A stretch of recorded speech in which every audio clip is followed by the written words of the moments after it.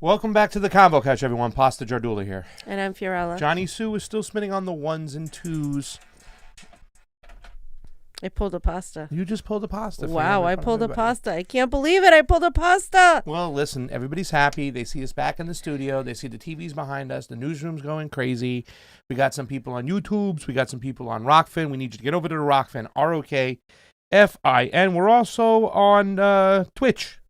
Come on, baby, do the Twitch. Oh, my God, pasta. Do the Twitch. But listen, everybody, really, it is serious. Go over to Rokfin, Rokfin. There's now 10 people over there right now. We want to get to 100 per show on Rokfin, and you guys have been awesome about it, helping us out. So let's continue to do that. A. Maris was the first one in today. Hello, how you doing? A. Maris. We love you, Anna Maris. You're the best. And then right behind was it A Dingo Ate Me Baby. Hi, y'all. How you doing? Hey, how are you guys doing with the floods? I know there was floods in Australia. Let us know you're doing okay. Yeah, I hope a dingo didn't eat your flood.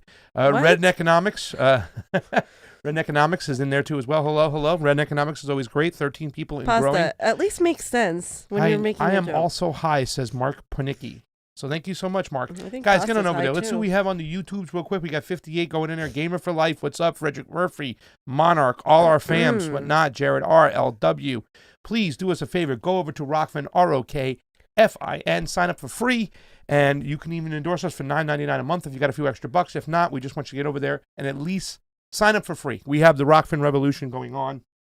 And that is going to continue because they allow us to say what we want to say when we want to say it without giving us shit. Well, Hi, Saul. What's up, fam? Fam, we had a crazy trip, as you know, ladies and gentlemen. We went and did the Action for Assange, Clovers for Assange on St. Patty's Day. Followed up with our protest that we've joined forces with the Action for Assange gang. The fuck censorship protest. You can't see it because my name's there, but it says fuck censorship. It does say fuck censorship, and we actually have some people who came out that watch us religiously. People who watched us since we had 1,000 people. I know. Shout out to Jordan. Awesome.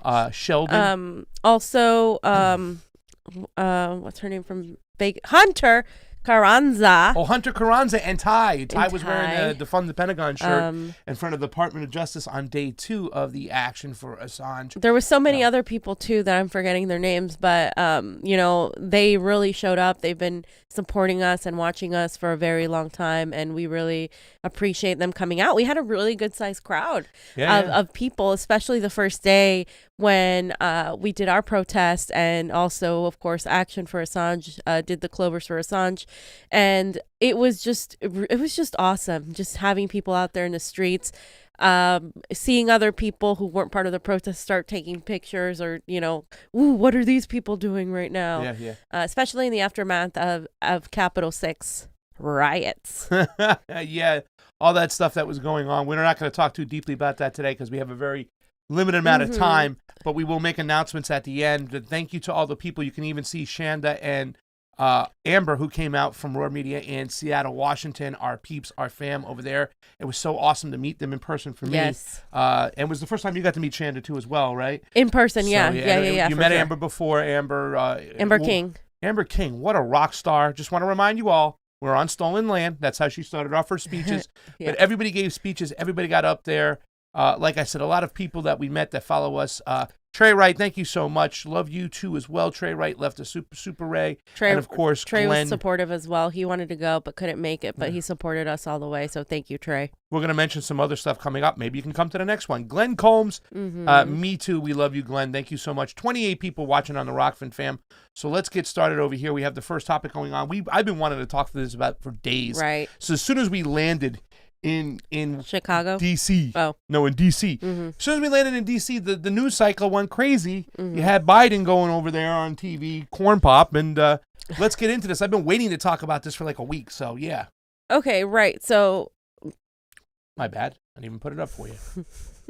So Biden said that Putin was a killer when he was asked if Putin was a killer. He said, yes, he is. And then the Russian envoy that was in the U.S. went back to Moscow. And this happened right after Biden called him a killer. So the Russian Foreign Ministry actually announced Wednesday that they were recalling their ambassador. This ambassador is Anatoly Antonov for urgent talks as a result of what Biden said. And, we're going to talk about exactly what Putin said, but basically Joe Biden was viewed as extremely rude for saying that. And of course, we talked about it on Hard Lens when we went on to Chicago, and we're on Hard Lens Media's show. We spoke about how it is absolutely ridiculous that Joe Biden had the audacity to talk about Putin being a killer when the United States has presidents. Every single president has basically been a warmonger. We have an institution, the military-industrial complex and the national security state, dedicated to overthrowing democratically elected regimes all over the world. Yep. We do the playbook over and over again, the regime change playbook. We just bombed Syria. We are allowing Saudi Arabia to continue going after the Yemeni people. We are allowing and supplying Israel the weapons and the money to go after Palestinians and to expand its empire. We are calling Juan Guaido still the interim president of Venezuela, even though he is nothing. And it's just ridiculous that the United States, that has military bases all over the world, has the audacity to call somebody else and everybody else that's their perceived enemy, non-NATO allies, a dictator, a killer, a psychopath, all these words that they use to describe every major leader that simply has the audacity to say, hey, stay away from our country. You don't have you're not allowed. You don't have the privilege or the authority to come in and tell us how to run our country. And because countries do that, then they're automatically seen as the worst people in the world. Yeah, just want to say that 50,000 bombs dropped by us every year. Bombs by us kill 50,000 people every year. Mm-hmm. That's by us. We sell to everybody else. That's not accounting sanctions, whatnot. I mean, we are the true killers. And once again, I know we get a lot of pushback from some people, conservatives, who say that, oh my God, you guys hate America. Why are you saying this?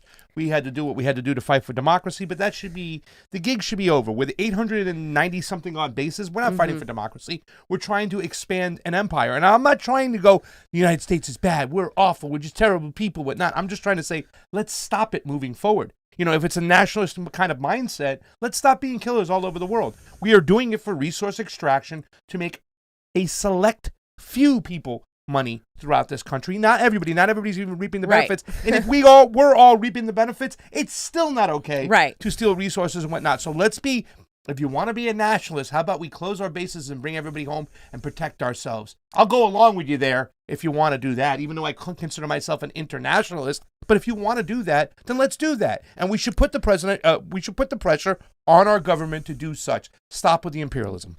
And as a result, too, the Biden or Putin challenged Biden to a debate and said, at the very least, let's talk about it. Let's have a conversation. Gee, who would have thought that instead of engaging in threats of war, people should talk to each other, especially leaders of very potent countries, and sit down and have a conversation? No, that's absolutely not allowed. So Putin asked Biden to do that, and Biden responded saying he was quite busy. Actually, Jen Psaki is the one that responded. She basically said, I don't have anything to report to you in terms of a future meeting. And the president will, of course, be in Georgia tomorrow and quite busy. Yeah. So there was no other comments.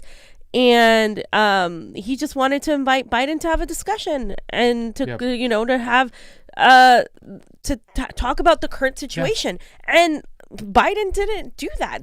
They want to continue having this perception that Russia is our enemy, that Russia is this menace that we must defeat. Same with China. And then they complain about why Chinese people and Asian people as an expansion, because a lot of Americans don't really know how to distinguish between who's Chinese and who's Korean and who's Japanese. So this is why people are attacked, because it's like you have this like behavior in this country where our enemies, we got to get rid of our enemies, and then everybody else, it's like, no, it's us against them mentality. And it's terrible. And who's acting like the peacemaker and who's acting like the war criminal? You know what I'm saying? We don't have time to talk about peace. This is the country that has the second most nuclear weapons, if not the most. The other military power in the world, like, Putin has said once before, quoting, I don't know who said it, but, World War III will be fought with Einstein. Nuclear ballistic missiles. World War IV will be fought with sticks and stones, and that's where we're at right now. The United States, fam, cannot bomb its way out of problems anymore, and that's something that the American people have to realize. And here is Putin go, well, let's sit down, let's have a conversation about this. And there's Biden going, no, I'm too busy. You know what I'm saying? Hey, I mean, who's the peacemaker and who's the warmonger and stuff? And even Putin's language when you say this right here. So Putin replied and had a response to all of these these attacks, because that's what they were, said that the U.S. president is talking about himself, but I wish him good health. And of course, he's absolutely right. See, my hubby Putin, he doesn't ever disappoint. No. When he said, when I was a kid, when we were arguing with each other in the playground, we used to say, whatever you say about others is what you are about yourself. And he also noted that Washington is determined to have a relationship with Moscow, but only on issues that are of interest to the United States itself. Even though they think we are like them, we are different people. We have a different genetic and cultural and moral code, he said. So, according to the president, the U.S. will have to deal with a Moscow that will fight for and stand up for its own interests. Oh my God. Even if Washington doesn't wish to engage, the U.S. will have to reckon with this, despite their attempts to stop our development via sanctions and insults, he said. And so that is what Putin said. I mean, he's literally telling Biden, like, you're projecting, like you're talking about yourself here, because who's really, he knows, he's talked about it many times, that the United States is the one that goes around and is the bully of the world. Also, it's to be noted that Donald Trump also called Putin a killer when he was president. He actually did.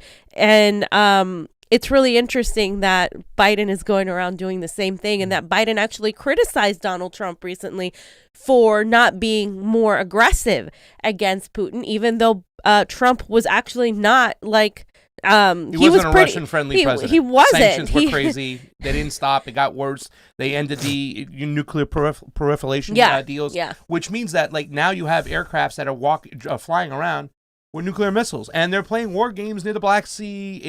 It was intensified, and a lot of that had to go on the shoulders of the Democrats, because they pushed for this mentality. They pushed Russia as the boogeyman. They still won't stop, fam.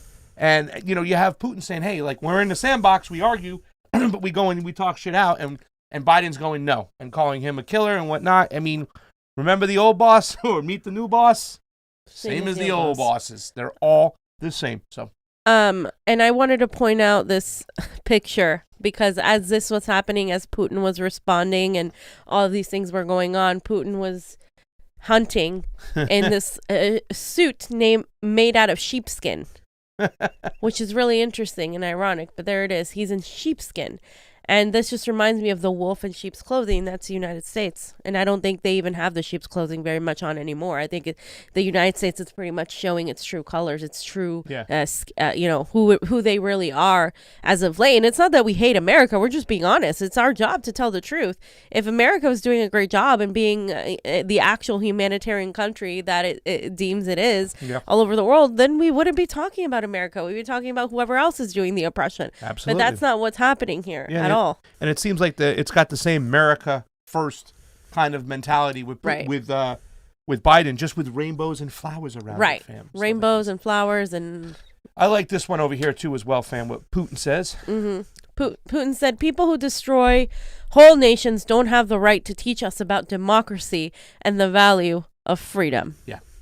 So he's calling America out for who they are, and that's what America doesn't like. And you said that when we were on the plane, you saw C-SPAN accusing the gray zone of Russian disinformation. Yeah, actually accusing the gray zone of Russian disinformation is what they're calling it right now and stuff. So I mean, there's a lot of neocons still within the Democratic Party. It was stupid to think in any way, shape, and form that our foreign policy would get better under a Biden regime. In fact, it's gotten worse, And I asked Johnny the question too the other day on the plane, and I didn't want to before we got on the plane, and I didn't want to sound like an asshole, but I was wondering right now where people would stand after everything that we've gone through in almost 2 months of Biden. Are you happy that you made the decision? Do you think we would have been better off with Donald Trump in 4 years to sweat, or do you think that it was still a better decision to have Biden in there that we are mitigating damage. And I'd like to know why you think that. And of course, now I'm never going to vote for Donald Trump, not even when he tries to come back and run again. If he does, I never did support him. There's a lot of reasons I don't like him. But I said more than anything that I would not like the Democratic Party to get in power, because if they get in power under these pretenses, they're going to get worse because they didn't earn the spot, right? You know what I'm saying? And now we're justifying everything the Democratic Party, the establishment, does by allowing them and saying, oh, it's a better decision than Donald Trump. You know what I'm saying? Yeah. I mean, at least Donald Trump, I think, was honest about the way he was, as crassly and as harsh as he was. I don't agree with him. His policies in the global south were disgusting. But Biden is a different type of wolf in sheep's clothing. And that's why Putin wearing this stuff is really symbolic of what's going on in the United States. Yeah, I mean, like anything Trump did, you'd see in the media, you know, with the kids in cages, you'd see in the media of him going after people. He put America's imperialism on a display window for everybody to view, whereas the Biden administration is hiding it behind rainbows and BLM signs, even though they're doing the exact opposite of that. Yeah. This is scary right here, by the way. Yeah. So the Biden administration is also planning to launch cyber attacks on Russia. Here we go. As feud with Putin escalates. So in other words, they're going to hack Russia because they claim they've been hacked.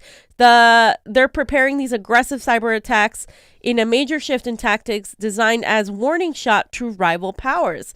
This is expected to be coming soon. It's in retaliation for the SolarWinds hack, the large-scale infiltration of American government agencies and corporations discovered late last year that was traced back to the Kremlin. Here we go again. All of that is the same bullshit. Lie. The same lie. There is proof. no evidence of this, you guys. There is no evidence of this. The same lie. Yes, of course. Manufacturer consent. Exactly. And this obviously is coming right after that whole interaction with Putin and saying, oh, they're not going to target civilians and structures like that, but it's going to be a direct attack to Putin and his cyber army, and that's how they're looking at it as well. Again, so even when it comes to immigration and when it comes to the type of fascism this administration is pushing, it is not the blatant out there sort of fascism. It is the cryptic fascism. And I say cryptic not because it's not obvious to those who pay attention, but because it's not obvious to the vast majority of the general public who are like, well, see, Joe Biden is allowing more people in. No, and he's reducing the number of people at the border, the number of DHS officers, the number of ICE. But really, they're using cybersecurity and they're using other mechanisms to actually replace physical bodies. In the same way, they're using sanctions. They're going to use targeted drone. They're going to use cyber attacks. They're using technology to push this agenda to manufacture consent for war. The end result will be the same. The tactics will just be easier to ignore and to go under the radar for the public, which is more dangerous because then nobody's talking about it. Not even that they're going under the public sometimes. I think they've swayed them in a certain way, fam. People had TDS so badly that the fact that, and look at this sentence right over here, Donald Trump took a more cautious approach on Russia, being careful never to directly criticize or challenge the regime. So in this case, they're going, oh, well, Biden is going to take on Putin and not allow him. Even I was scared when they even got Bernie Sanders to go, let me tell you something, Putin, you will not mess with our elections. It was like, oh my God. So you have a lot of Democrats or leftists or whatever you want to call them are actually, once again, progressives cheering this on, cheering on a Cold War mentality with the country that has just as many nuclear bombs as us. It's very dangerous. It's like when you made that comment one time, it took one election cycle to sheep herd you assholes back into the party. It took very little time, and they're still putting that rhetoric out there. It was Russia and Iran really tried to mess with the election to help Donald Trump out. So not only are they still kind of causing division within people in the United States and not really bringing people together, they're also kind of hyping up this Cold War mentality. And every single time I see that dickhead Anthony Blinken running around, I just get nervous as can be, because despite the fact he was with Grover, he's still a scary dude, and he's always pushing for war. He's like Biden. He's perfect for Biden. There wasn't a war that hasn't come around that Biden hasn't fallen in love with. So, and right below that, it says, I actually believe that a set of measures that are understood by the Russians but may not be visible to the broader world are actually likely to be the most effective measures in terms of clarifying what the United States believes are in bounds and out of bounds. Out of bounds, yeah. and what we are prepared to do in response. This is Jake Sullivan, the U.S. National Security Advisor, and he told the New York Times that this week. So they're thinking that this is going to come in a large information campaign and discrediting the coronavirus vaccine. I see this is from a senior Russian government official said that that's what they're going to do. Anticipating cyber attacks. Yeah. So they're talking about, the Russians are going to say this is fake news, etc.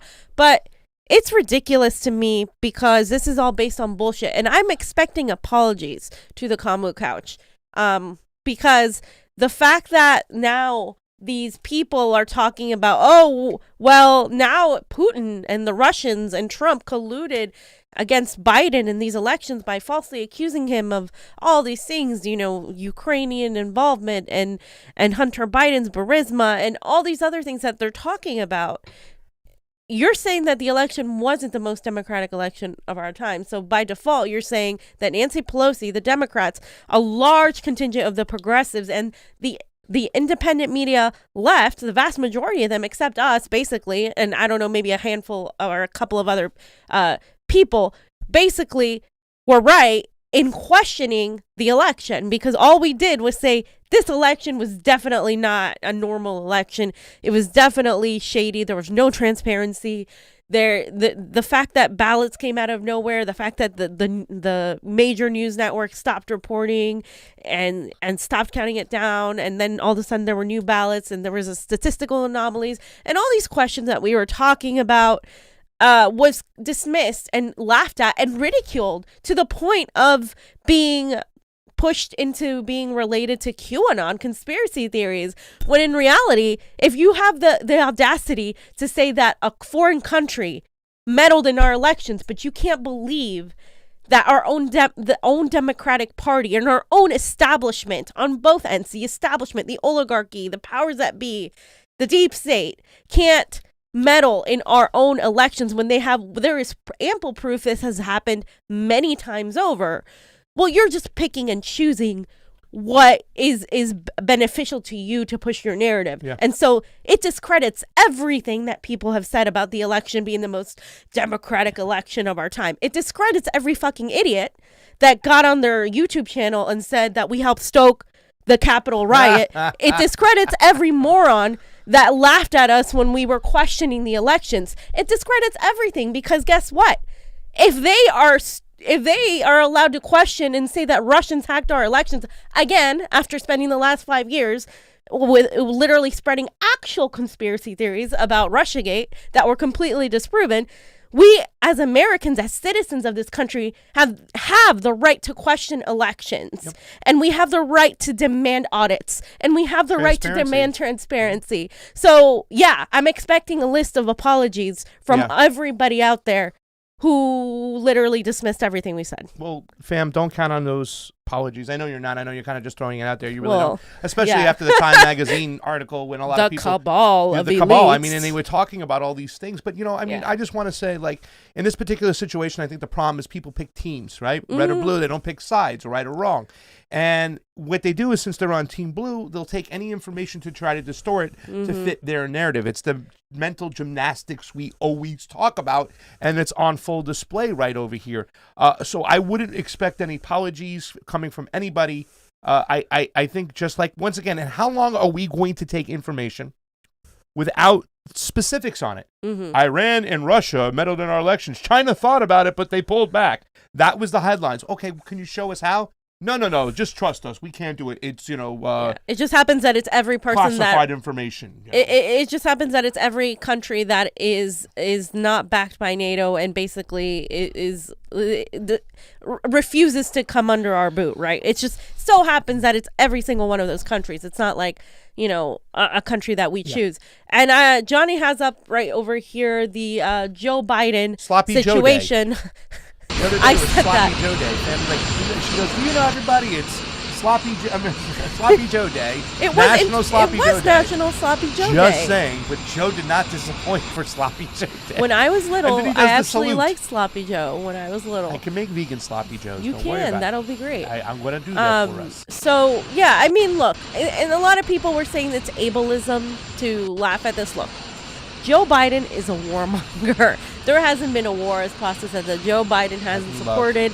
He is the I don't want my kids growing up in a racial jungle guy. He is the I work with segregationist guy. He is the Patriot Act. No busing. The war in Iraq. He is that guy. If he falls a couple times, yes, I'm going to laugh at him. I'm so sorry. I'm going to laugh at him. Sloppy Joe. Yeah, is it my main concern? No. There are a multitude of horrible other things that Joe Biden has done. And now that he's old, he gets away with being the sad old man that behind the scenes, and Kamala Harris is ready behind the tree waiting to jump in. You know she's ready. You know she's set. You know she's coming. And I'm just so like, come on. Give us a chance to laugh at this situation. Fam, there it is. I think you're being love unfair. it. I think you're being unfair. That's Kamala Harris. Right. That's Fam, exactly you're her. being unfair to the guy who got more votes than any presidential candidate in the history of our election. And if you still believe that, I got some swampland to sell you for real estate in the middle of the Everglades because you don't know shite.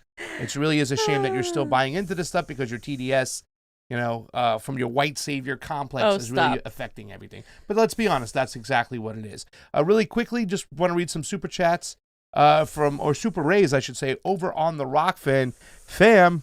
Glenn Combs, how you doing? Thank you so much. He said, me too, question mark. Thank you for the super ray. Hunter Carranza. Hunter! Much love, fan. Hunter Ty, what's up? Love you guys. Hunter Ty. You guys were awesome. You guys are amazing. Giancarlo Venezuela Segura. Valenzuela, not Venezuela. Valenzuela Segura. It was nice thank you so much for the super ray. It was nice going to Hardlands and meeting Daniel when he can't say names either and stuff. Oh, yeah. Bro, you seeing this? Putin. Hold up. Got on a line like, bruh. That's great, Johnny. That's great. Johnny always finds the great things. No offense. Hearts and kisses and hugs. From No Offense, we love you, Noah. No offense whatsoever, fam. And Revolutionary Koala also left a super A. Thank you. Guys, we only have 60 on the Rock. We need 100. We need a hunch. We love you. We have 246 on the YouTubes. Fan, this next topic, let's talk about it because it is the anniversary. It is not a good anniversary. It is a disgusting anniversary. Is why the most, in my personal opinion, one of the worst presidents of all times with his policies, especially towards the Middle East, who set the Middle East on fire, George W. Bush. So, fam, what do we got? Yeah, so, look, I wanted to show this video as a reminder that Julian Assange is imprisoned for exposing this. For exposing, U.S. war crimes from Chelsea Manning. Everything else is retaliation for telling the truth. Don't let them tell you that he is a spy, that he's a hacker. Don't let him tell you that he's a rapist or all these other things that they're throwing in there. This is only because they got exposed. This is why he's in jail. Journalism isn't a crime, guys. And the moment we let them censor somebody, we're already losing. So, we have no power or freedom if we can't show the truth. So let's watch some of this video to remind us exactly what Julian Assange exposed. Let's shoot. Thank you. We're moving in the vicinity of the engagement area. It looks like we got some slight movement from the van that was engaged. Looks like a kid. Over. Nice. 2-6. Bushmaster 7, roger. We're about 100 meters behind you. Roger, we need a evac this child. She's got a wound to the belly. I can't do anything here. She needs to get evac to her. Fam, at one point. I'm sorry. Roger, I've got 11 Iraqi KIAs, one small child wounded, over. Damn. Oh, well. Oh, it's their fault for bringing their kids to a battle. That's right. You hear that? 6 Golf, 6 Romeo. Can you tell battalion the 2 civilian children casualties are coming back to West Maya and the Bradley, over? Yeah. How disgusting is it they can say that, fam? And there's a confession from that Marine who actually grabbed one of the child and started running. He got in trouble for doing so. Yeah. That's their fault for bringing a child to. And these were reporters. These were journalists, ladies and gentlemen, journalists, and they had no weapons on them whatsoever. Had a camera, which was mistaken, but this is the cost and the price we pay. War is disgusting. Nobody's paid a price for this. And fam, you put up a tweet from Conrad Misty is Putin's buddy, who's Putin's ex-girlfriend. Now that you're they were always just buddies, fam. Okay, it was only a rumor that they were together. Gotcha. But she said Tony Blair should be in prison, George W. Bush should be in prison, Dick Cheney should be in prison, Condoleezza Rice should be in prison, Joe Biden should be in prison, Julian Assange should be at home with his family. And that's exactly it. It's disgusting to watch that video, especially in retrospect, now. It's been so long that you could literally, the kids, like when we started the war, the kids being born at that day could literally go and fight in the war now. Yep. And that is 21 years, right? 2003, right? So that's 18. So it's 2021. No. We went to. We're talking about. My bad. Iraq. We're not talking about Afghanistan. Afghanistan is 21 years coming up next year. By the way, I'd like to add somebody to that list there that's not there. You got Tony Blair, George W. Bush, Dick Cheney, Condoleezza Rice, Joe Biden. I'm sorry, Colin Powell should be there too as well. He went and sold that bunch of malarkey to the UN when they did what they did. He was the one. He was the salesman coming in to sell you the brand new shiny used car that has a bunch of good miles on it. He's the one who sold the fact that they have chemicals of mass destruction, weapons of mass destruction, chemical weapons. They never found them. They never did it. You know why? They didn't have them. They just used it to manufacture consents on a pack of lies. Fam, Garland, our good boy. Can I read this one? Yes. He says Saddam is a dictator. Assad is a dictator. Putin is a dictator. Maduro is a dictator.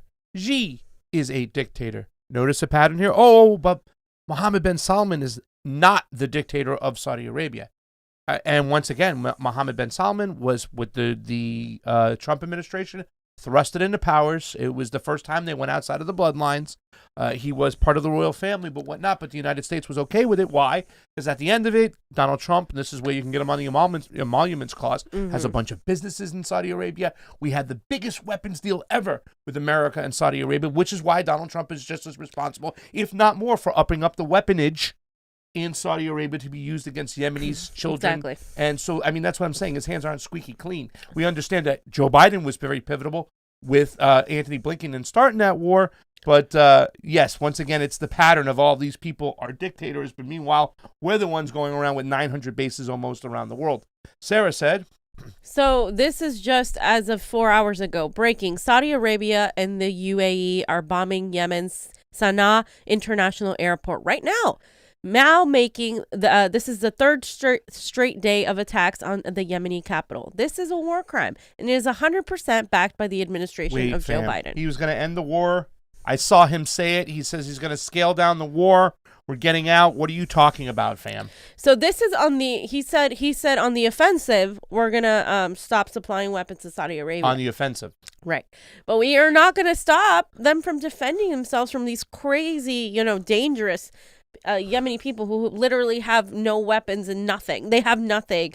I don't think we talk enough about the people we kill, that the United States kills, that our government, our military kills in our name. The kids, the civilians, the women, the children, the millions of not just the dead Iraqis that happened subsequently in the war, but also the health of like the deformities that resulted as from the attacks and the war and the chemical weapons.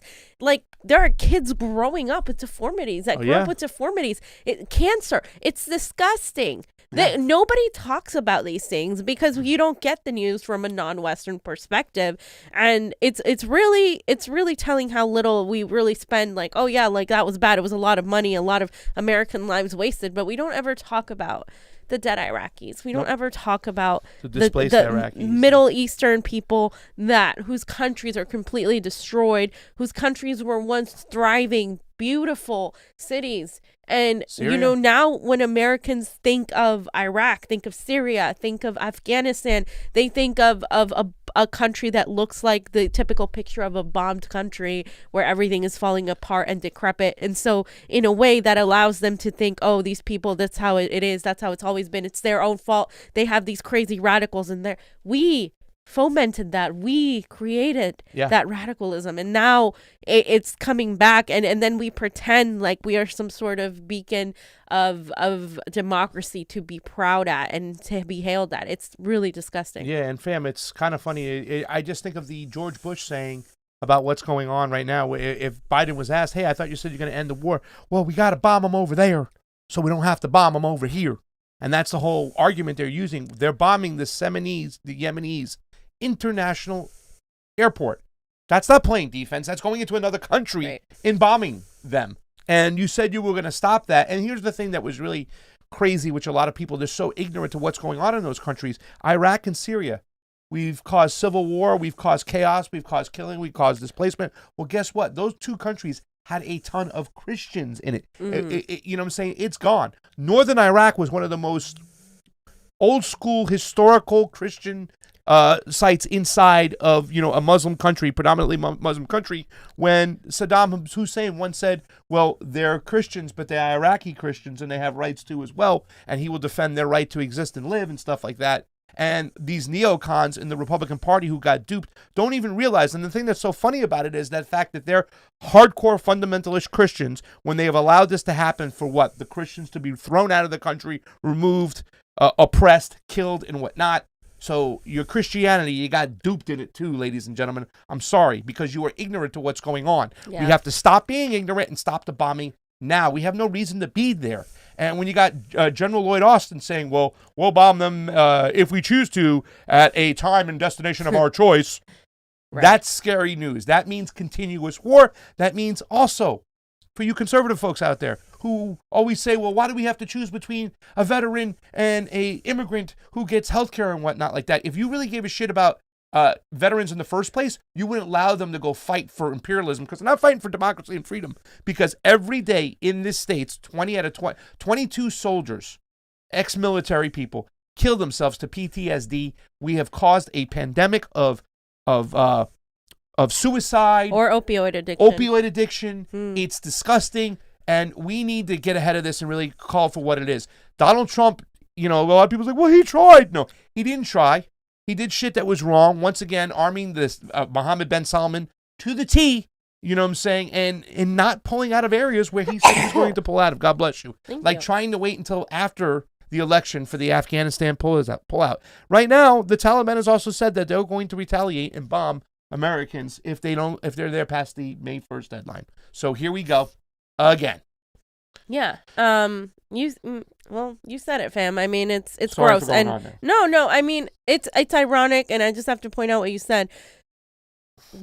We create veterans, right? We create young people, 18 years old, who went to fight in the war in Afghanistan, the war in Iraq, and they went overseas, came back with PTSD. A lot of them couldn't deal with it. They became addicted to drugs or became homeless. And then we have a portion of the American public complaining about these immigrants are taking away prospects for these veterans. Well, we wouldn't have either of those people in trouble if we didn't have the war economy that we have, if we didn't have U.S. imperialism, because we wouldn't be sending our young people to go out and fight. We would be providing them with education. A lot of them went into the military because it gave them an ability to get paid without getting into debt for going to school. Yeah. And so, wow, if we had something else where we could give them money to go to school, guess what? We wouldn't need to fund the war. And then they wouldn't become these veterans living homeless in the streets and addicted to opiates. And then people wouldn't be yelling at the immigrants because they wouldn't be coming here in droves, because we wouldn't be bombing their countries or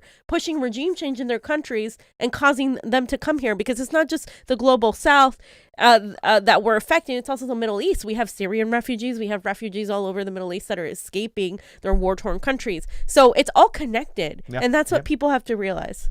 Slow News Day says. So another thing that's happening is Craig Murray. So Slow News, they said this is just gut-wrenching. First, they came for Assange, while most journos scuttled away like roaches. Murray and far too few others stood fast. Craig Murray may join his nephew as a political prisoner soon. This is why we organize I Stand With Craig Murray. So if you go to the hashtag Johnny I Stand With Craig Murray, you'll see that people have been trying to push that, because he's basically he lost his case today, And he said, the world darkens a little more. I may have to spend some time as a political prisoner. I suspect I should say as little as possible in the next few days. With apologies to the National, I have copied their story out from behind their firewall. So he basically just took their story, copy pasted it, and there's a little bit of information on him.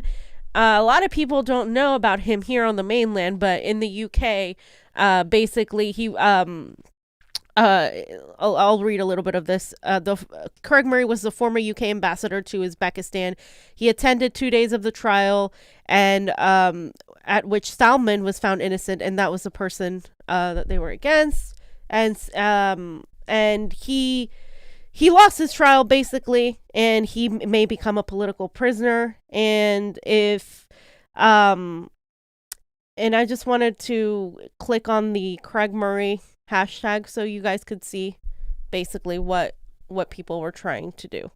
And I stand with he was a former diplomat and instructed his lawyers to begin for an appeal to the Supreme Court after learning that he has lost his court case. So just so you guys get the the gist of what that was. They were trying to basically attack him for doing journalism, and this is, I mean, it's bad because we can't, there's so many things going on. It's hard for a lot of people, especially in the United States, to know anything about other political prisoners, but he's likely becoming another political prisoner.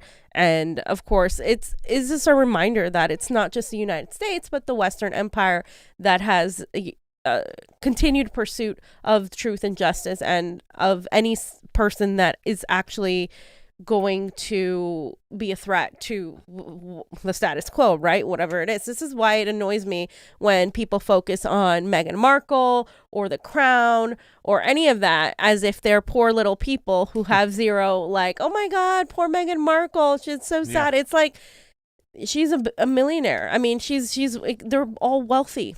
I mean, they have, like, stop. There are other people you can worry about. It's just gross. And can I say something real quick? Yeah. Free Julian Assange.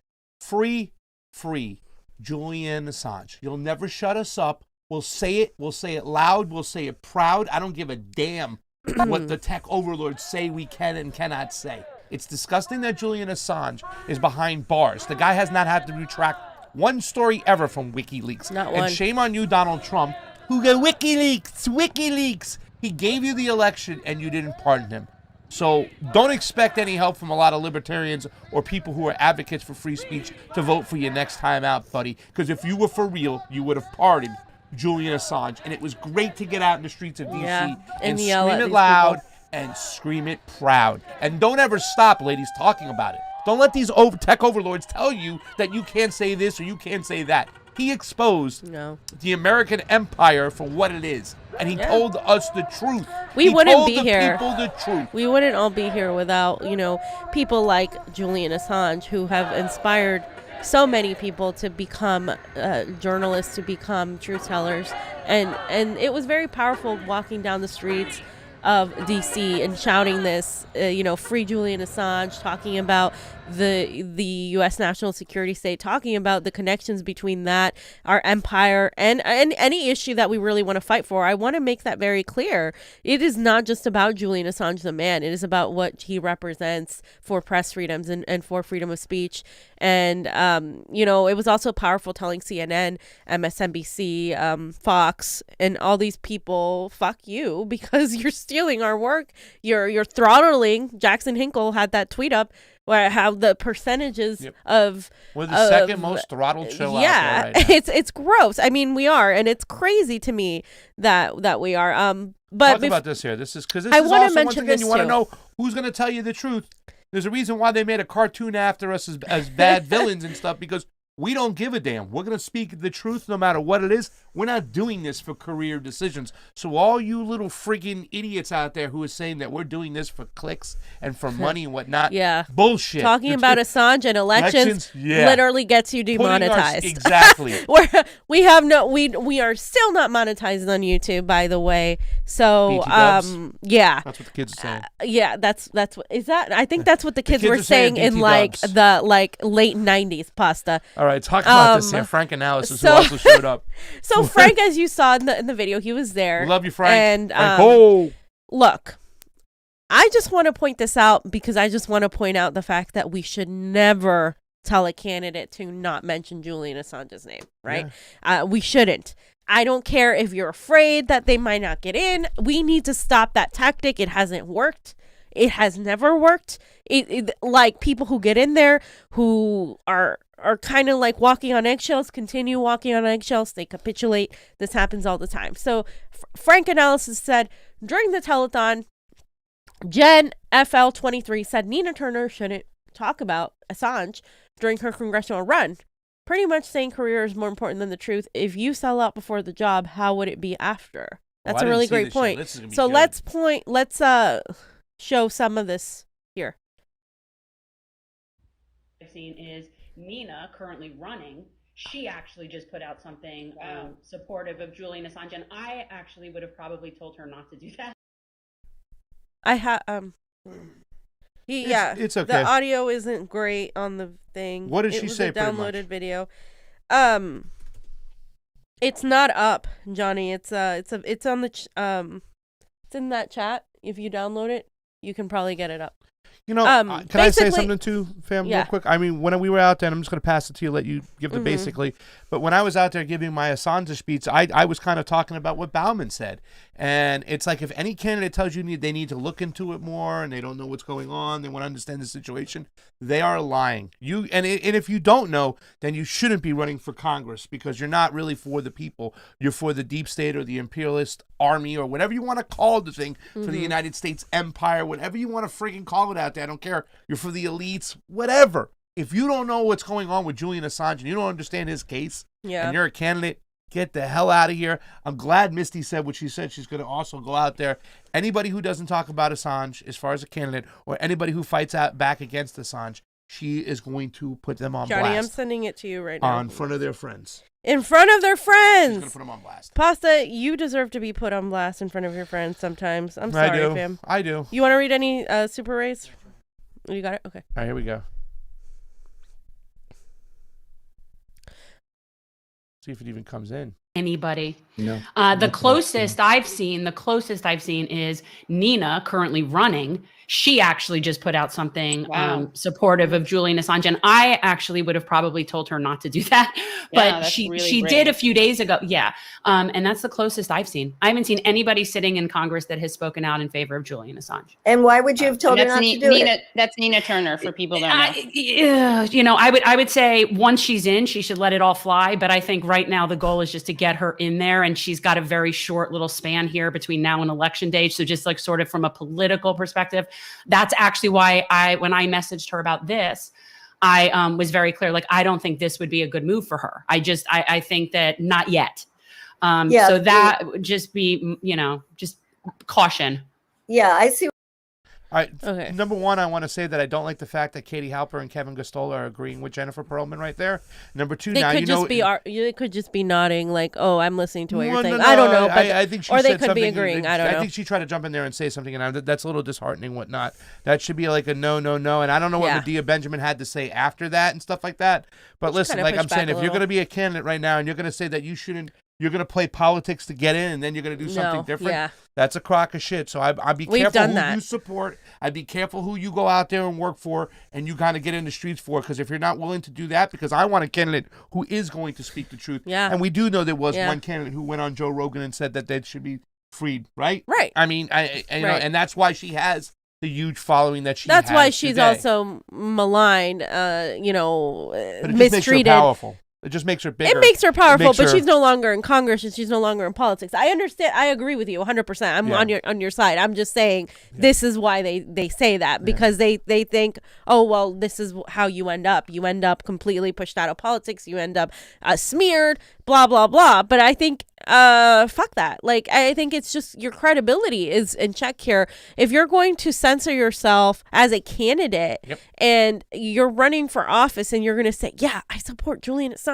but only behind the scenes. Shh, I do. Once I get in there, don't worry. I'm gonna tell you the truth all about him. You know, and she's even saying that she would have told Nina not to say anything, that Nina actually did say something in favor of Julian Assange, but she would have advised her not to. I just think that's ridiculous. I understand the perspective she's looking at it from, but that perspective no longer applies. We are no longer going to use the same tactics for our candidates. If you don't support Julian Assange and you don't say it loud and proud from the very beginning, I'm not going to vote for you, and so aren't other people. And if you want to run in a progressive platform and then, you know, really just ignore the very big issue that is the national security state in the military industrial complex, then I know you're just going to be another status quo fraud squad type of progressive that gets in there and pretty much falls in line with the Democrats. So why would you advise somebody to do that? Like, I mean, I get the political aspect of it, but it's just a stupid tactical thing. That's not how it works anymore. People are, but you seem disingenuous. You seem like you're just putting strategy over integrity and truth.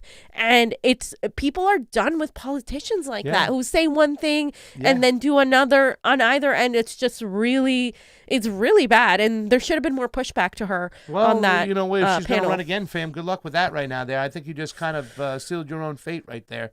From a lot of people who really take this freedom of speech and freedom of the press very serious. And what makes you think that people are going to believe you that you can lie as a candidate, keep your mouth shut about certain things, and then you're not going to lie and keep your mouth shut when you do get in Congress? It makes no sense to me. And if you're going to be full of shit then, you're going to be full of shit later. I mean, really, And Julian Assange right now is literally in prison in really terrible, harsh conditions, can't see his family, can barely talk to his lawyer.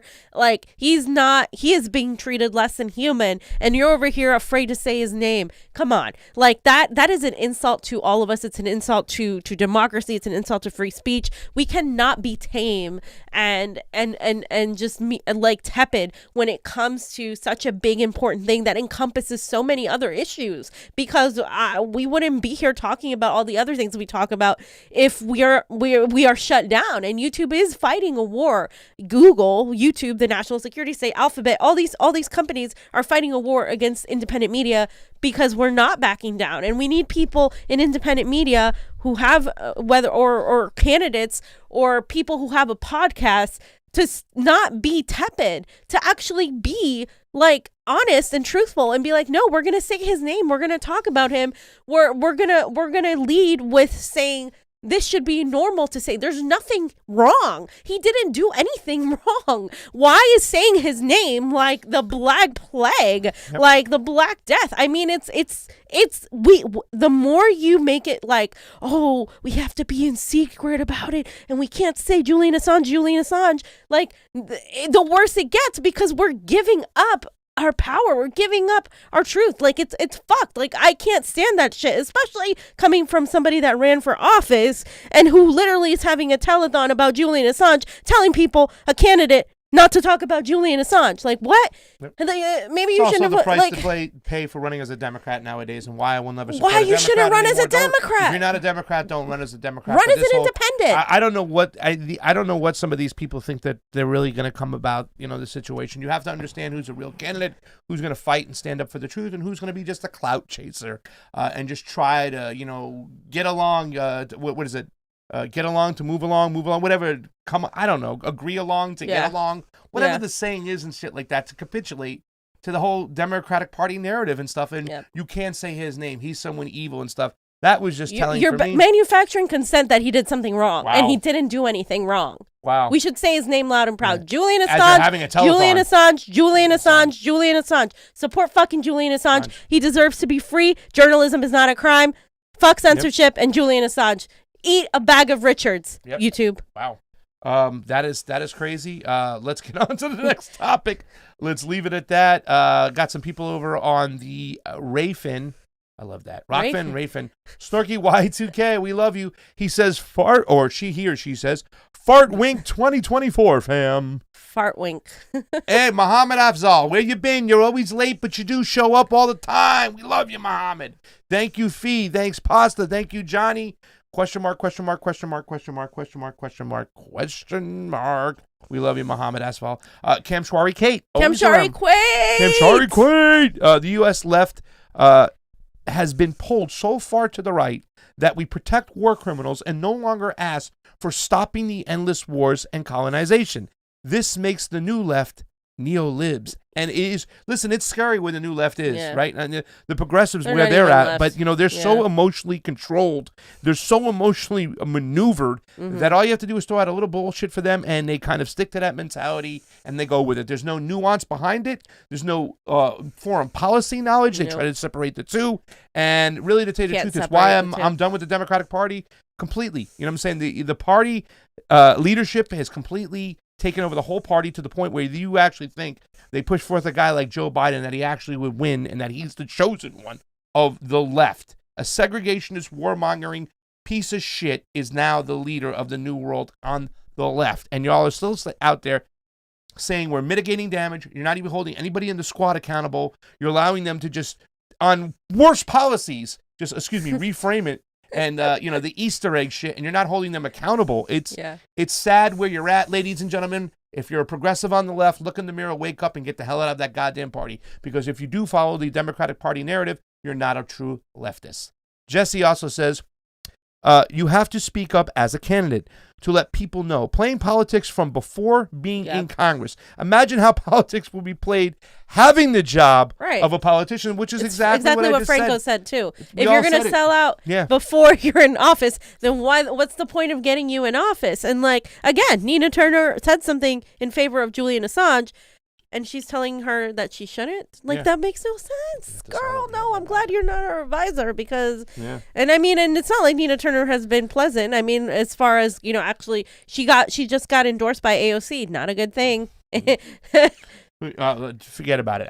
They're on their own, and, Nina Turner pretty much excused with the lack of squad's ability to push forth, progressive policies that they raised money on and that they ran on and that they won on. Yep. Plain and simple. But if you guys want to be the sycophants there and stick up for the squad, that's on you. Let's give a quick audit update, fam, on Maricopa County. We've been watching this story. We've been following this story. Hand-counted audit is also going to be in play in Arizona. They've been granted the full audit, fam. The Senate has the right to do it, and I've been watching this case closely. I've been paying attention. I've been listening to Karen Fann, who is the head of the Arizona State Senate, Republican woman, and she's saying, they've been like, oh, why are things taking too long? What's going on? Arizona Senate to hand count 2.1 million Maricopa County 2020 election ballots. And what's going on, fam, is the fact that it's very nuanced. It's very deep over here. You can't, she said her words, you can't pick up the yellow pages like, let me find an auditor to go ahead and do this stuff. You can't do it. This is a one-of-a-kind, first-time, 100% forensic audit of a county, of a big county, the second biggest county in the United States. So there's so many things you have to do. You have to secure a location. You have to hire 100 hand counters, plus have another 10 on deck. They all have to go through background checks. It has to be bipartisan. There has to be a decent amount of Republican Democrats and some Libertarians. That's the law there. The Green Party, unfortunately, will not be involved because their lack of ability to get enough bodies around in Arizona has been kind of weird. But all this stuff has to happen. Now, what we found out is been paying attention to that one gentleman, Javon Hutton Pulitzer. He says that he's one of the 2 finalists that's going to be picked to conduct this audit. Now, the one thing I want to point out is that you have to hire several people to do this, fam. What Javon Hutton Pulitzer does is he authenticates the physical ballots. Okay. Now, there have been talks about, looking at ballot images, doing this or doing that and stuff, but Javon Hutton Pulitzer says, I'm in 100% or nothing. I want all 2.19 million of the ballots. I want to put them through my machines, and I want to authenticate them. Are they the right paper? Do they have kinematic, I can't even say it, kinematic marks where you can see the folding in them? Has the bubbles been filled in by a machine or has it been hand filled in? He wants to authenticate the ballots, fam, so we can either eliminate a bunch of ballots or be secure that these ballots are authentic, and then they'll go on to the process of matching up signatures, doing whatever. But once again, this is where it starts. We have a little clip from Scottsdale Studios over here where Javon Hutton-Pulitzer talks about it. He's one of the 2 finalists. The people of Arizona have been getting involved, and they want this guy to be involved when it comes to that. Now, I just want to say this before we play this little clip right here. Actually, let's play the little really quick clip. We'll see Javon Hutton-Pulitzer, what he says about what's going on in Arizona, because this is one of a kind of an audit. We've never really had these things. They've been lying to the public about that. The mainstream media, the bodies that may be, they've been saying we've had audits, but fam, we know we haven't had audits. We've had logic and accuracy tests. So they have been taking their time. It's been almost 2 weeks before they've gotten started, but they want to make sure they have all their ducks in a row so we can really see what's what. Here's what's new is Arizona's got its head in the game, and it's because of each and every one of you that I think maybe, really, possibly for one of the first times in history that the public who has their eyes open became involved, and lawmakers heard you, and lawmakers go, wow, this is like really important, and we must do this. And you did it. And I think Arizona is paying attention. And I believe Arizona's going to get all of this done right. And it's like our Stephen Roberts here, a friend in the UK. The world is watching. It's not just the United States of America. The world is watching. So you're right. Let me go back to that. What was that? Michelle. Right. You should be proud of Arizona. Because you know what you saw? You saw the people's voice worked.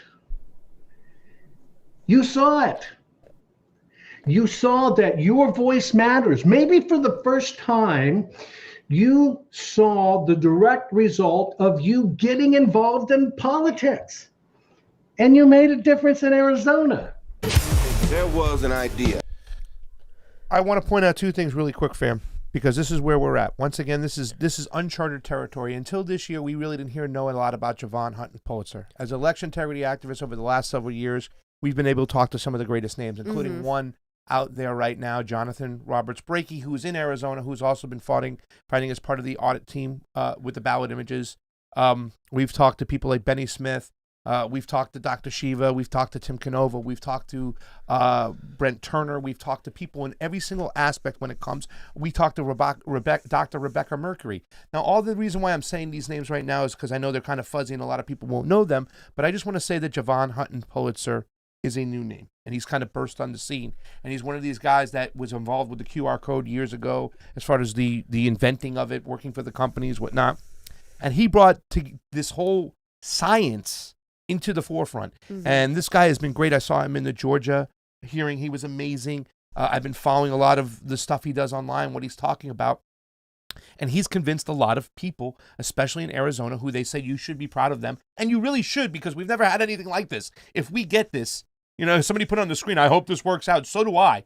Because when I was speaking to John Roberts-Brakey had told me before, there's situations that as soon as you touch those ballots, those physical ballots, and Javon Hutton-Pulitzer says, I'm only in this 100% or nothing. I get all the ballots, the physical ballots, we run them through, and I will authenticate those ballots to tell you which ones are real.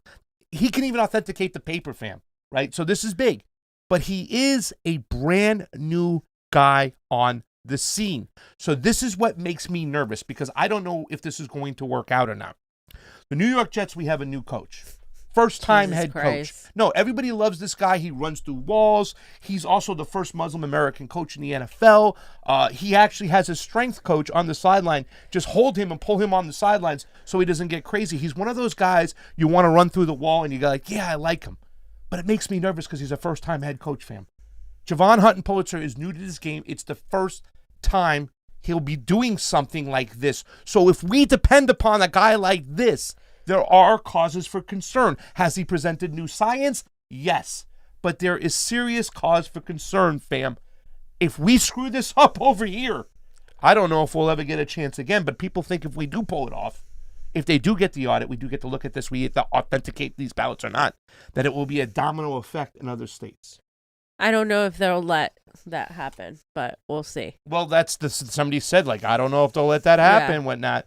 So we have to sit back and wait. This isn't going to be a long story, ladies and gentlemen, and just want to kind of put it out there, what's going on. We've also had a decision in Georgia now. This is from the Georgia Star News. A guy who's another election integrity activist. Now, I've heard this guy's name before plenty of times. He's been fighting in Georgia. His name is Garland Favorito. You know, he's an Italian guy, paisan. You know what I'm saying? He makes a good gravy. But right now, and pretty much what he's been fighting to get this to as well, the right to inspect the Fulton County election ballots. And they have affidavits from election officials, longtime election officials, that say something fugazi is going on with these ballots. These ballots didn't look right. We had a bunch of ballots that only voted for president and not the other candidates down below. They came in with the same bubble mark, like it was printed on a machine. And he has these affidavits, and he's been fighting for this now. We're supposed to get this. But if you look at the next tweet there, this is the one thing that's very, very concerning, fam, is that they're not going to actually get the actual ballots itself. Here's Garland Favorito saying we'll be in the Gwinnett County Courtroom 3D at 10 a.m. on Tuesday, tomorrow, 3/23, for a hearing on our motion for summary judgment to gain access to selected ballot images from the 2020 nonpartisan judicial race as needed to verify election results. Please join us. So who selects them? How are they selected? I don't know. Exactly. I don't know. They said they have the affidavits of the people who were saying that these ballots were a little fugazi, that they were questioning these ballots, but they counted them anyways. So they look like they have an area where they're going to look at it, but once again, they're looking at ballot images. Now, I don't know if ballot images, because once again, we're not far along enough in the science, we don't have enough evidence to see if they will catch these kinematic marks that show that they were unfolded. See, that's what a lot of the people are saying, that these ballots were unfolded. They felt like they were printed on a machine with a bubble mark on Joe Biden's name. But is there like a science to that? Because somebody could say, well, that sounds like a bunch of malarkey. It does sound like a bunch of malarkey, but that is what they said. That is what Javon Hutton Pulitzer's been talking about. He says he can authenticate the paper. He can authenticate if it was unfolded enough. Basically. He can prove the science, that he's the guy coming forth with his science, because this is the first time we've ever had this many mail-in ballots ever. You know, it was... they're hiding behind it's the pandemic, we haven't went on and stuff. But like I said, years and years ago, you go back 100 years with the Boss Tweed time, which was the cartoon about the ballots. And when they were first looking at, the fugaziness of fraudulent elections, and they were saying the mail-in ballot is one of the most mischievous ballots at times because you don't know where it's coming in from. They dubbed it the secret ballot. Does that mean we should eliminate mail-in ballots? No, I never said we shouldn't do that. Should we do it on a mass scale? I don't think so. I think there should be limited times when you can do a mail-in ballots. However, if we are going to do mail-in ballots, we have to authenticate that system, tracking, recommended, all that stuff, fam. So it's not like I want to eliminate it, but I want to secure it. And I think we as Americans need to say, hey, listen, we have to secure it. There's a reason why they broke the in-person voting system, is because they wanted to go to this because they have more ways to commit fraud. At least that's what I think. This is Garland on OAN. Unfortunately, ladies and gentlemen, MSNBC, CNN, they're not covering or talking they're about not this. ever. The election was the most democratic election, except the Russians hacked our elections. So, yes. I mean, that's according to CNN and MSNBC. I'm just stating the facts here. I don't know. Trying to thought about it, but they pulled back. Yeah. Iran. Yeah. New developments out of Fulton County, Georgia in the fight for election integrity. One America's Chanel Brion has the latest. A courtroom victory this week on the voter integrity front in Georgia. Here to break it down for us is Garland Favorito from Voter GA. Garland, what is this victory that everyone's talking about in Fulton County? Well, Chanel, after many months, we're finally going to get to actually look at these questionable mail-in ballots that you've seen on the video. They appear to have been scanned multiple times in some cases. They were hidden under tables with skirted tables. The monitors had left, and they were told the scanning was going to be completed.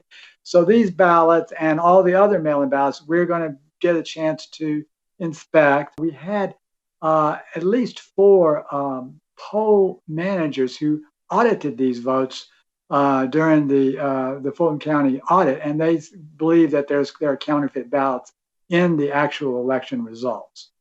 So we're going to get to look at them. Part of the approval came with this very stern phrase, conditional approval to look at these mail-in ballots. What are the conditions? The judge, first of all, he wants to see a plan. We're not really worried about that because we had been working on the plan for months. And it's a ballot inspection plan. It's about how are we going to go about inspecting the ballots. We have to maintain chain of custody. We have to inspect them. We have to identify the suspect ballots. We have to scan them, all ballots. We have to consolidate it back and then have hard drives available for forensics. So there's a certain set of steps that we have to go through, and we have roles and responsibilities for our people. This is something that I do as an information technology professional. I've done over my career. So it was no big deal. We were already working on it, and we've actually shared our plan with a couple of other states, and they're using it to create their plans. So we're in really, really good shape on the plan part of it. Fast forward weeks, months, however long it takes to actually look at these ballots, mail-in ballots. What do you expect to find? We might find that everything is hunky-dory, but it's not very likely. We think that we will find some amount or numbers of some of the counterfeit ballots is what we call it. So we think that we'll find some. The other thing that this is going to allow us to do is to double check the audit, because we don't know. It looks like the audit results don't add up. That touches a little bit about on my next question. So there you have it. I just want to say something right here with Dr. Discourse, who just kind of joined on into the Rokfin talk. Says mail-in ballot has worked for years in places like Oregon. Way more potential for fraud with in-person computerized no paper ballot systems. And that is true. That is when it comes to no paper ballot in-person systems, but mail-in ballots hasn't worked for years because we once again don't know where these ballots are coming from. And with mail-in ballots and ballot harvesting, a person like myself can take 1,000 mail-in ballots and walk in right into a precinct. And half the states in the country have these mail-in ballots. So, I mean, you're wrong when you say that and stuff. They haven't found problems because, you know why? They've never had real audits to find out why. Right. So there are a multitude of problems that come in with mail-in ballots. So don't kid yourself, Dr. Discourse, to think the fact that there aren't problems with these ballots. And I just want to point out, too, as well as we wrap up this section over here, that even though things are going on with Georgia and it might seem like we might get a break to find out a little bit more what's what, it's going to be a limited audit of what they can look at. They're going to look at ballot images, and we are going to move away from actually looking at the physical ballots, and that is a problem in my mind, because with this situation, with this election, where there was so many mail-in ballots, we have to look at the actual physical ballots itself to make sure they're authentic. Yeah, I mean, it's just hard to get people to see the problem with mail-in ballots, because they've been told for decades that it's a very democratic, healthy, easy way of voting. But you also have to take into consideration, guys, why no major country in the world allows mail-in ballots, and how these other countries have far more democratic elections than we do, including countries like Venezuela, who we consistently accuse of having fraudulent elections. According to the Jimmy Carter Institute, their elections are among the best, and they do not have mail-in ballots. People make they are actually, in a lot of South American countries, you will get a fine if you do not vote.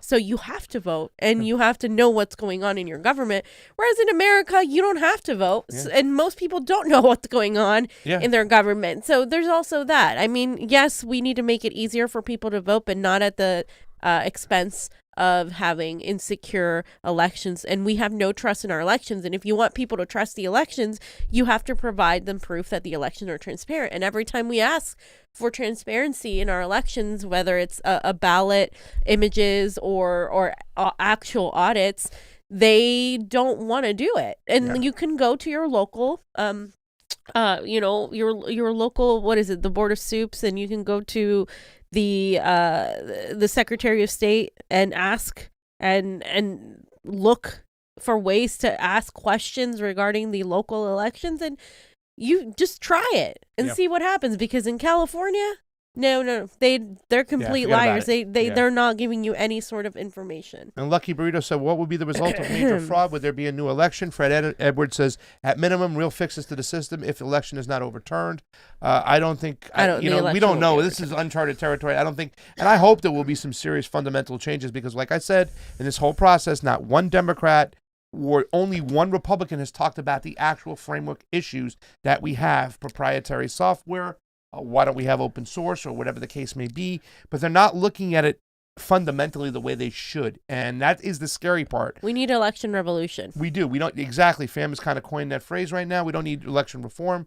We need election revolution because reform won't be good enough. We have to change the whole system. And just so you know right now, ladies and gentlemen, too, as well, that the Democrats, and this is the thing that we're like, what makes you think they're cheating and stuff? The fact that they keep on denying audits and they keep on duping the public. They keep denying audits, but they say that Russians hacked our elections again. Yes. So which is it? Yeah. And the thing is, they keep on duping the public and telling people that they have audits. So here's from the Scottsdale studios. They put it out there. Urgent notice to all Phoenix area patriots. Okay, the language is a little much. Well, we know. But we need you at the Capitol, state Capitol at 10:30. Listen, both sides suck balls. Democrats are holding a press conference to attack Senate Republicans about the audit. And that's what they're trying to do. They're trying to say, what are they doing? They're trying to disenfranchise people, not let their vote count and whatnot and stuff. So we haven't got any footage from out there, but I wanted to see what it was like on the steps there. If it was the Convo Couch, we'd already have footage up about what happened during this protest. If those Republicans showed up on the door, on the steps and whatnot, and I wonder what if it would they be did. like that. But let me tell you something. The Democrats and the state Senate in Arizona have been awful. They've gone along with this whole thing where they said, we've had audits. And this is the beautiful thing. And then they admitted it wasn't an audit. Exactly. The Maricopa County Board of Supervisors Council admitted that they didn't have to have the libertarians in the room because it wasn't a real audit. Right. So which one is it, ladies and gentlemen? You just exposed yourself. You're talking out of two sides of your mouth. That's the problem. And look, I don't like their language. I don't like that they're like, oh, these patriots. It just pushes people away. Again, I tell this to both the Democrats and Republicans. Stop putting in your ideology when you're talking about elections. This is it. The elections don't give a crap about your ideology. I don't give a crap about your ideology. I care about the fact that if you want to solve the election situation, we need absolute and total revolution. The whole system, the way it's done, is completely fraudulent. It's completely non-transparent. And because, you can't fix something of a system that is set. It's designed to shut out people. Like the system is not designed by and for the people. So the whole thing has to change. And so I become a little bit more cynical about the election because there's so many people that try to say that they're going to change this and that. And then at the end of the day, they get bought out. And then, Yeah. And the Democrats have been awful as a whole, talking about the inclusivity is the reason why they're trying to do the things they're trying to do, but not talk about any security or transparency. And why are they going to be against transparency?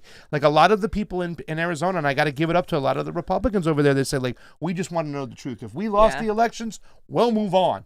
But we just want to know the truth. And that's the language they've been using for the most part. And I got to give it up to them, even though I'm a leftist libertarian. I don't know if you know this, fam. I'm a civil liberties guy. But I do appreciate the fact that they are fighting for transparency. And I think it's a shame that a lot of progressives weren't on this bus because, like Fam and I have said before, if you fix a primary, you automatically rig a general, right? And we all know there's no shortage of talk saying that Bernie Sanders was cheated. Well, what makes you think they won't cheat again? And we need to fix these elections. And at least we're at one state. It looks like we might get something really positive. Let's hope they pull this off and we can see what's what, and maybe we can get some real reform down the road. Maybe, fam. Maybe so, maybe not. I think that's it. I think we read all the Super Rays. Yes, we did, right? I think so, yeah. Yes, Jesse said the last one. Talked about Julian Assange. And AM Lucky Burrito, thank you for joining the chat today. I saw your stuff over there. We love you, Kim. We love you, all you people watching. Stick whistle on the Rokfin. So, anything else? No, just thank you guys. Again, we were really happy to do the Fuck Censorship. We're actually going to be organizing another protest in less than a month here in Los Angeles with Clovers for Assange. Well, this time it's going to be Action for Assange. It's going to be the 2-year anniversary of when Julian was pulled out of the Ecuadorian embassy and pushed rushed into prison in Belmarsh, and it's, a lot of people are starting to pay attention to Julian Assange. We've seen it with that telethon, but let it be known that people, activists, like a lot of those in Action for Assange, have been doing vigils, have been doing actions, have been participating for years now and talking about Julian Assange. And if you are going to have an event, please include these activists that have been on the ground fighting for Julian Assange, that organize these protests, that have these connections to international solidarity movements, like in the UK, like in Amsterdam, like in Mexico. Like this is an international movement, and we need an anti-war movement as well. So I invite people who continuously ask me, Fiorella, when are you going to start a general strike? Because I have all the time in the world to start a general strike. Like we're doing protests. The protests are happening now.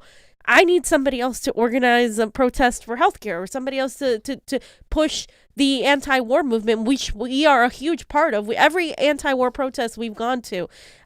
So if you are interested in starting a protest, I will likely support it. If it's something like anti-war and anti-imperialism, by all means, you will have the support. That is how a general strike builds. And I'm telling you this because people keep asking, like, general strike this and that. Like, people don't do it. So when people do it, support them, and then in turn, they will support you. And that's how this starts, because there is this thing called mutual aid that we can all make. We can make this happen if we combine the forces. So it's happening, you guys. Just that we need more bodies on the ground. We need more people. The first time we went to DC, we had less people than we did the second time, and hopefully the third time we have even more people, and that's how it grows, and that's how we're going to make this happen. We can't be the only ones doing it, though. We need it can't be just one person or one leadership. This isn't about creating celebrities out of people. This is about taking to the streets and having direct actions as a whole, as a collective. So remember that.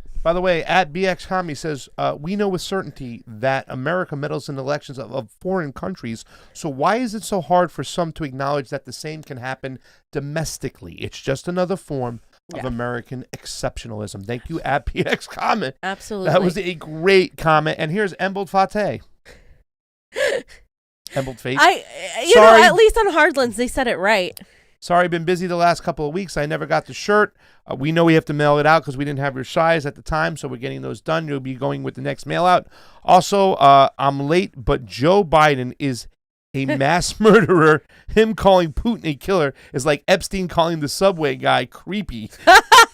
That's Jared. No one has helped kill more than Obama and Biden. I don't know. What Donald Trump did his part. Bush did his part. Bush did his part Every too, single but Reagan did his part and stuff. A lot of people, Reagan. I get it. You know what I'm saying? But the fact is that we kind of act on the left that Obama and Biden are somehow cut from a different cloth. Yeah. That we're mitigating damage. They're and we're called picking from the lesser of kente two cloth. evils. When in fact, you know what I'm saying? It's the cryptic fascism. It's the cryptic imperialism.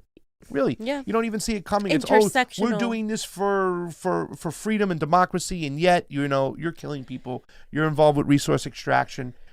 You did Syria, you did Libya, you did Honduras when you were in charge. And let me also point out the fact that Joe Biden was in charge of the regime change in Ukraine, and he didn't give a goddamn thing. Joe Biden is a good friend. Yes, Joe Biden is a good friend.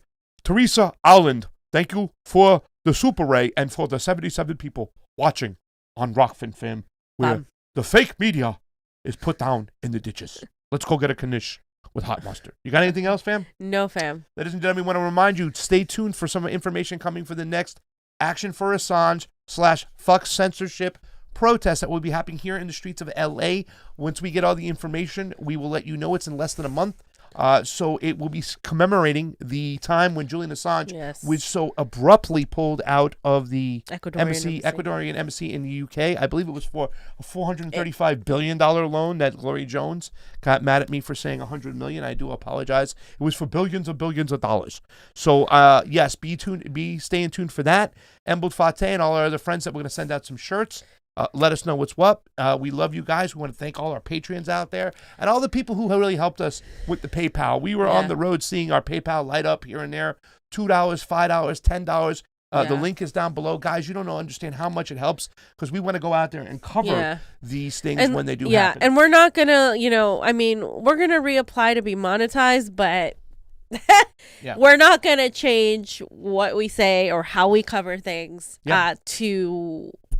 I don't know, to have YouTube like us better, because they're never going to like us. They're never going to accept us. Okay, ever. So it's just, we need your support more than ever if we want to continue doing these protests. So if you can help out in any way, I know times are tough. And if all you can do is watch and share, by all means, please do that. So thank you guys very much. Yeah. And also too, just to let you know, we have two things coming.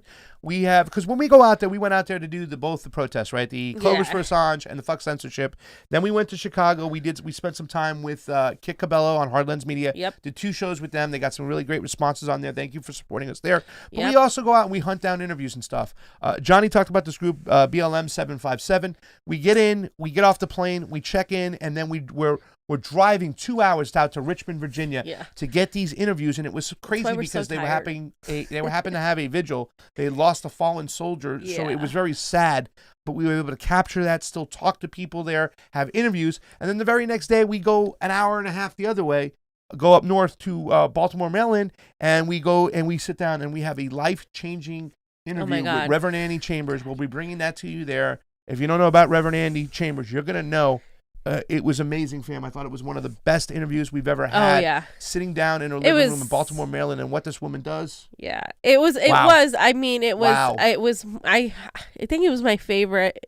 Just hearing her talk, I just sat there like listening to her, like, wow. Like, and also the fact that you guys will see that she basically says that we need to talk to people we disagree with, and she is just phenomenal, and we could learn so much from her. And I know Glory Jones is excited that she got to talk to her. She would not stop talking about it. But it was amazing, and thank you to Ian Schlockman for making that possible. Ian Schlockman, our man who was out there with us, we love you too, like we said.